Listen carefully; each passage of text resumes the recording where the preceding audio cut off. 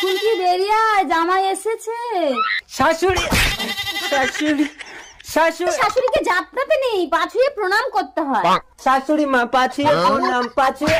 আরে মাথা মোটা, শাশুড়ির পা ছুঁয়ে। ও বউ, তোমার পেটটা তো ফুলে গেছে কেন? পুকুরে পড়ে জল খেয়েছো? শুয়ে পড়ো, পেট চেপে জল বার করে দিচ্ছি। বোকা, আমার পেটে তো তোমার বাচ্চা।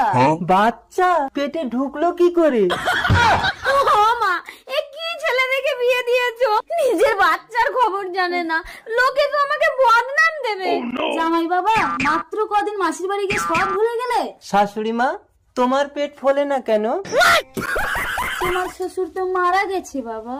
শাশুড়ি মা, তোমার একটাও বাচ্চা হয়নি?